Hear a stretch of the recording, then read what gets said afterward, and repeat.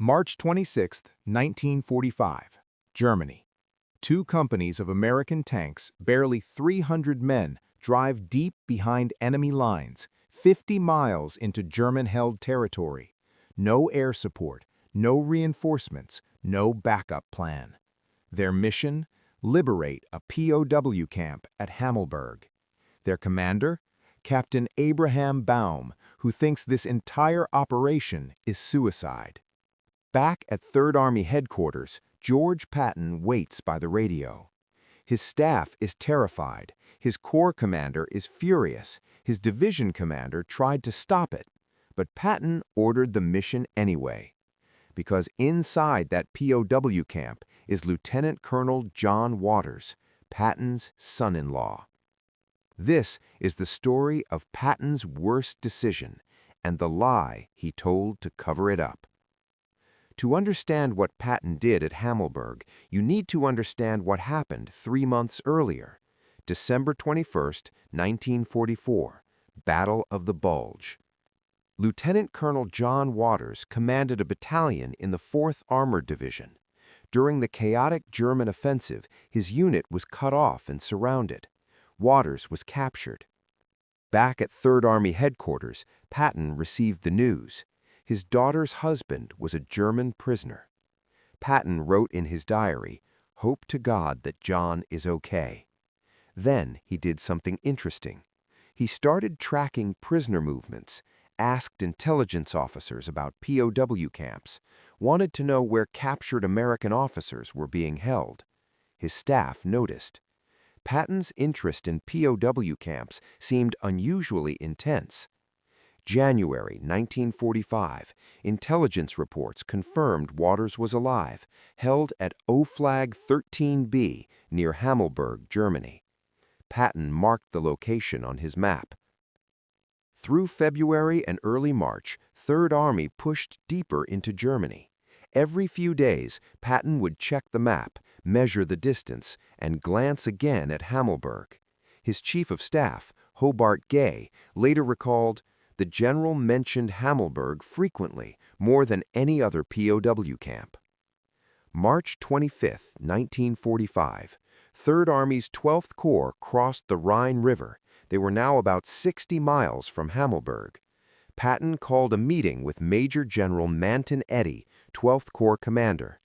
"I want to send a raid to Hammelburg, liberate the POW camp there." Eddy was immediately skeptical.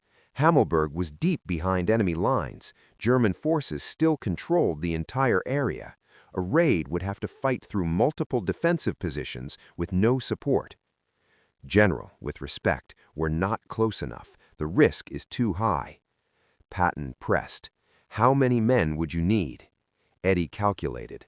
"At least a full combat command, maybe 2,000 with tank and infantry support." Patton shook his head. "Too many. I want a small, fast force, in and out before the Germans can react." Eddy tried again. "Sir, with respect, a small force won't have enough combat power. They'll be destroyed." Patton's response chilled the room. "Make it happen." The mission fell to Combat Command B of the 4th Armored Division. Their commander, Brigadier General Bruce Clark, CCB's commander, was not the one chosen to lead the spearhead.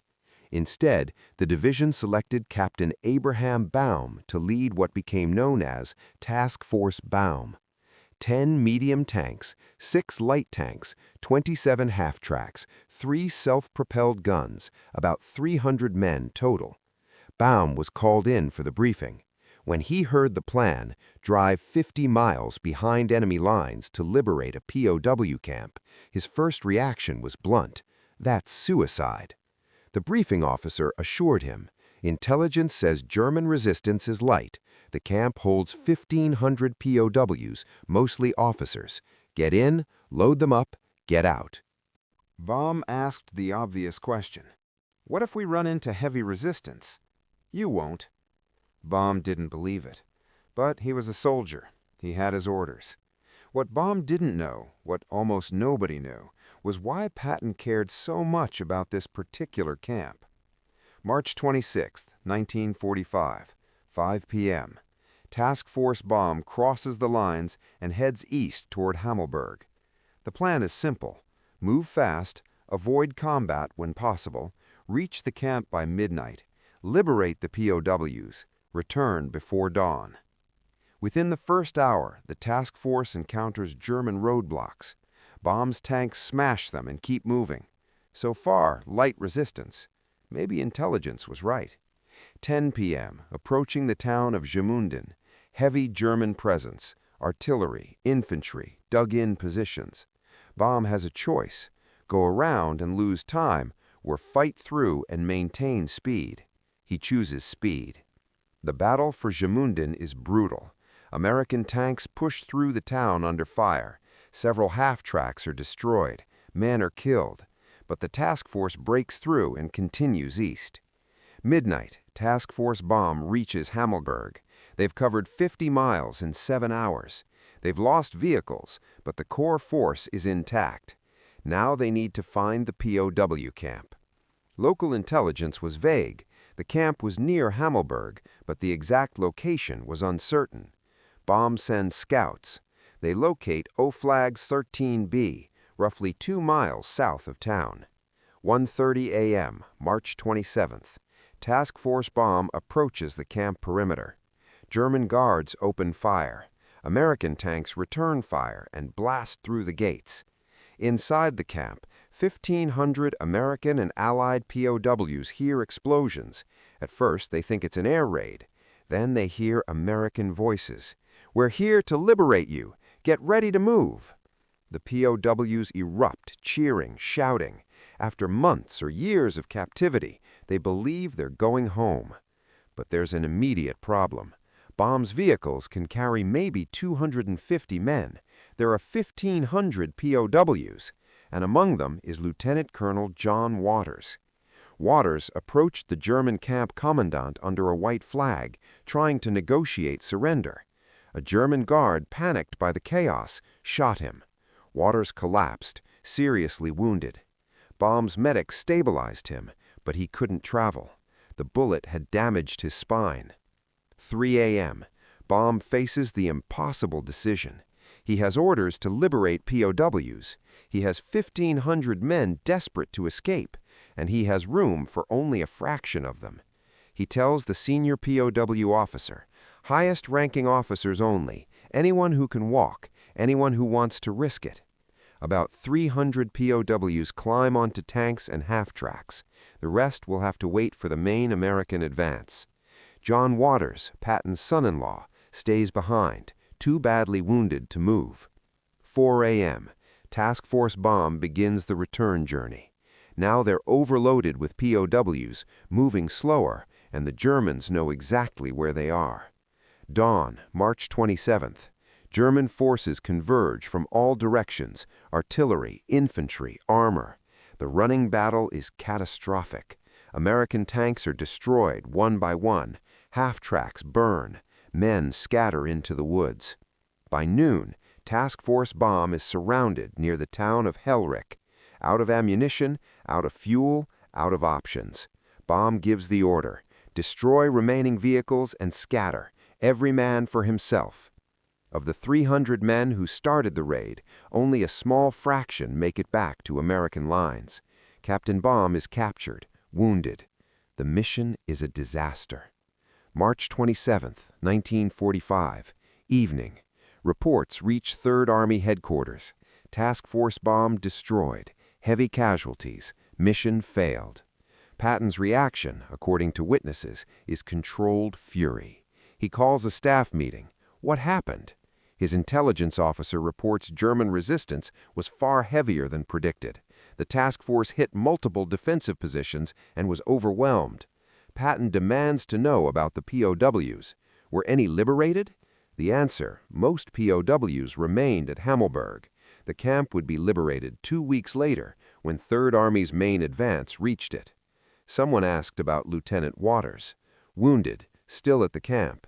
He would survive, barely. Patton absorbs this with visible emotion. Then he makes the decision that defines how the disaster will be remembered. He denies personal involvement. When reporters ask why Third Army sent a suicide mission 50 miles behind enemy lines for a POW camp, Patton says, "I thought there were 5,000 POWs there. Our intelligence was wrong." This was a lie. Intelligence reports clearly stated around 1,500, not 5,000. Patton also claims, "I didn't know my son-in-law was at that camp." This was also a lie. Patton's own diary entries and his repeated focus on Hammelburg make clear he knew. But publicly, Patton maintains the fiction. The raid was a legitimate military operation. The casualties were unfortunate but unavoidable. Personal motives played no role. His staff knew the truth. Manton Eddy knew. The division commanders knew. Nobody contradicted Patton publicly. April 1945. As Third Army continued advancing, the Hammelburg disaster faded from headlines. Bigger battles, bigger victories, the war ending. But inside Third Army, the raid poisoned morale. Officers who objected felt vindicated and bitter. They had warned Patton it was suicide. He ordered it anyway. And for what? To rescue his son-in-law. Soldiers began asking the question nobody wanted spoken aloud. How many missions were about winning the war, and how many were about Patton? After the war, Patton was asked about his mistakes. He admitted several tactical errors, but about Hammelburg he said something revealing. "I made only one mistake, and that was when I lost 2 companies of the 4th Armored Division in making the attack on Hammelburg." Not a tragedy, not a disaster.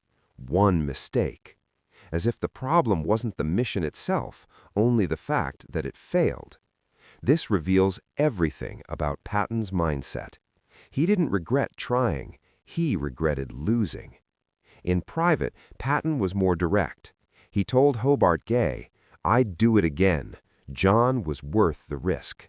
But publicly, he maintained the lie. The raid was legitimate.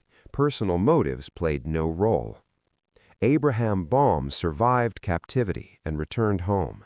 He was awarded the Distinguished Service Cross for extraordinary heroism, but he never forgave Patton. In post-war statements, Baum was blunt. Patton sent them to save his son-in-law, dressed up as a POW rescue. Good men were lost because one general cared more about family than the lives under his command. Lieutenant Colonel John Waters survived his wounds. He recovered and continued his military career, eventually becoming a general officer. He never publicly discussed the raid, never confirmed or denied that his father-in-law ordered it to save him. The silence spoke volumes. George Patton was many things: brilliant tactician, aggressive commander, winner of battles. But he was also human, flawed, and capable of terrible judgment. The Hammelburg raid exposes the darkest edge of Patton's character, the belief that rules applied to everyone except him. His staff knew the mission was wrong. His corps commander objected. His division commanders tried to stop it. But nobody could overrule Patton. He was too valuable, too successful, too protected. So 300 men drove into a death trap because one general couldn't accept that his son-in-law would remain a prisoner. Most were killed, wounded, or captured, and Patton lied about why. History remembers Patton as one of America's greatest generals. That may be fair, but history should also remember Hammelburg, because great generals aren't defined only by their victories. They're defined by what and who they're willing to sacrifice. Patton sacrificed other men's sons to try to save his own family. That's not greatness, that's selfishness. And the men of Task Force Baum deserved a general who cared about their lives as much as he cared about his son-in-law. Not all heroes are heroic all the time. Not all great commanders make great decisions. If you want more stories that show the complicated truth behind military legends, subscribe, because history isn't about worshiping heroes. It's about understanding humans, flaws and all.